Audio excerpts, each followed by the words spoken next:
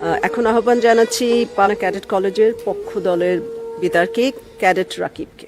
ধন্যবাদ মাননীয় সভাপতি, আমাকে কিছু বলার সুযোগ করে দেওয়ার জন্য। আমার দলের প্রথম বক্তা যখন অবহেলাকে সংজ্ঞায়িত করে গেলেন, তখন প্রতিপক্ষের প্রথম বক্তা বিতর্কের এই মঞ্চে উপস্থিত ছিলেন ঠিকই, কিন্তু মন হয়তো ছিল অন্য কোথাও। তাই তিনি বারবার ভিন্ন ভিন্ন সুরে একই গান গেয়ে প্রমাণ করার চেষ্টা করে গেলেন যে সন্তানের মানসিকতা নাকি বৃদ্ধ পিতামাতার প্রতি দায়িত্ব পালনে অবহেলার মূল কারণ নয়।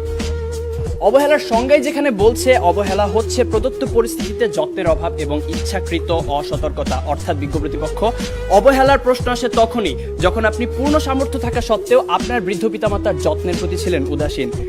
যে ছেলেটি শুধুমাত্র টাকার অভাবে বৃদ্ধ মায়ের চিকিৎসা করাতে পারছে না, সে কিন্তু আজকের বিতর্কের বাইরের বিষয় বিজ্ঞ প্রতিপক্ষ, কারণ সে চেষ্টা করেও পরিস্থিতির শিকার। তার মানসিকতার কোনো দোষ নেই, অবহেলার তো কোনো প্রশ্নই আসে না। কিন্তু বৃদ্ধ পিতামাতার প্রতি দায়িত্ব পালনে পূর্ণ সমর্থ হয়েও যদি আপনি তাদেরকে করেন উপেক্ষা, তখনই তাকে আমরা বলবো অবহেলা, যে আপনার মানসিকতারই সমস্যা বিজ্ঞ প্রতিপক্ষ। আমার সন্তান যেন থাকে দুধে ভাতে, অন্তরের এই নিবেদন তো পৃথিবীর সব বাবা মায়ের। অথচ সারাটা দিনের ব্যস্ততা শেষে একটুখানি অবসর পেলেই যেখানে আমাদের ফেসবুক বা হিন্দি সিরিয়ালে ডুব দেওয়ার সময় হয়, সেখানে ফোন দিয়ে মাকে একটিবার জিজ্ঞেস করার সময় হয় না মা ভালো আছে কিনা, বাবাকে জিজ্ঞেস করার সময় পর্যন্ত হয় না ওষুধগুলো ঠিকমতো খাচ্ছে কিনা। এখানে দোষটা কিন্তু বিজাতীয় সংস্কৃতির ধারক ও বাহক হিন্দি সিরিয়াল বা সোশ্যাল মিডিয়া ফেসবুকের আগে আপনারই মানসিকতার বিজ্ঞ প্রতিপক্ষ।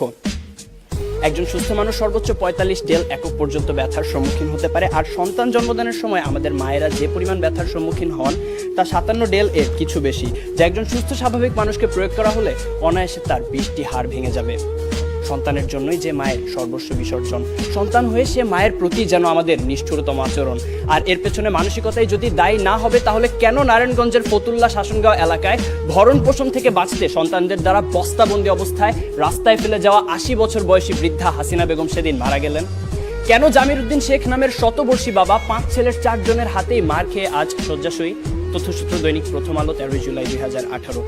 পত্রিকায় প্রকাশিত এমন হাজারো হতভাগ্য হাসিনা বেগম বা জামির উদ্দিন শেখের গল্প আপনাদের শোনাতে পারি, জীবনযুদ্ধে যারা হেরে গিয়েছিল। হ্যাঁ বিজ্ঞ প্রতিপক্ষ, জীবনযুদ্ধে যারা হেরে গিয়েছিল সন্তানের ঘৃণ্য মানসিকতার কাছে। এরপরও কি সন্তানের সেই পচে যাওয়া মানসিকতার চেয়ে বিভিন্ন পারিপার্শ্বিকতার অজুহাতকেই বড় করে দেখবেন? প্রশ্ন রইল বিপক্ষের দ্বিতীয় বক্তার কাছে।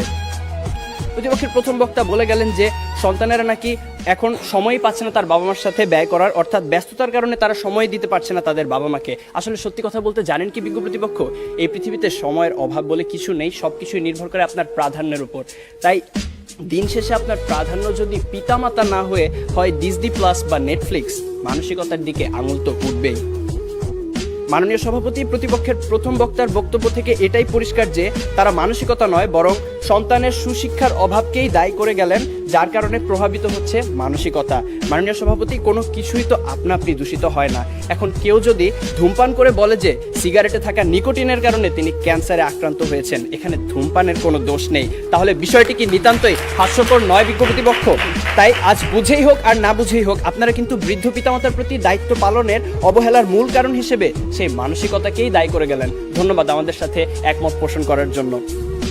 প্রতিপক্ষের প্রথম বক্তার মতে বর্তমান সমাজে বাবা মায়ের মধ্যকার অশান্তি, ঝগড়া ইত্যাদি দেখে অবহেলায় একটি বড় হওয়া একটি সন্তান তো সেগুলোই শিখবে। কিন্তু বিজ্ঞ প্রতিপক্ষ, একই পরিবারে বেড়ে ওঠা 2টি সন্তানের মধ্যে যখন এক ভাই হয় সমাজে উচ্চ প্রতিষ্ঠিত আর আরেক ভাই হয় মাদকাসক্ত বেকার, তখন আপনি কি বলতে চাইছেন যে তাদের বাবা মা তাদের দুরকম শিক্ষা দিয়েছে?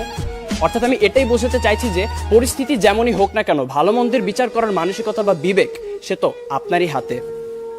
অবাক বিষয় কি জানেন বিজ্ঞ প্রতিপক্ষ, আপনারা যখন এই মঞ্চে দাঁড়িয়ে বৃদ্ধ পিতামাতার প্রতি অবহেলার বিভিন্ন কারণ হিসেবে নানা অজুহাত টেনে আনতে ব্যস্ত, তখন সবকিছুকে বুড়ো আঙুল দেখিয়ে মন্তাজ মিয়া নামের একজন দরিদ্র রিক্সা চালক সম্পূর্ণ অপরিচিত একজন বৃদ্ধকে নিজের বাড়িতে নিয়ে এসে নিজের বাবার মতো যত্নার্থী করছেন গত 5 বছর ধরে। রিক্সা চালক মন্তাজ মিয়ার এই ঘটনা হানিফ সংকেতের ইত্যাদি অনুষ্ঠানে প্রচারিত হয়েছিল।